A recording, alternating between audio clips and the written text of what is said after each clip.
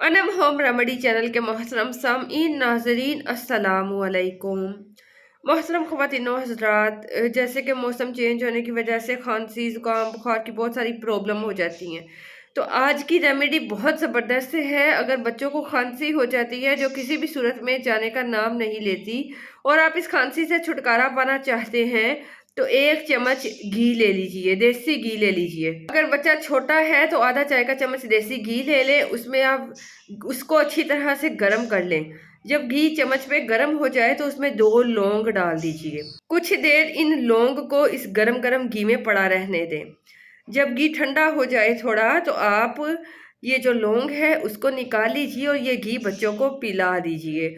बच्चों को खांसी में फ़ौरन अफाका होगा, क्योंकि खांसी की वजह से बच्चे रात को सो नहीं पाते, जिसकी वजह से माँ को भी प्रॉब्लम होती है। तो आप इस रेमेडी को यूज़ करें, इंशाल्लाह बहुत फ़ायदा होगा।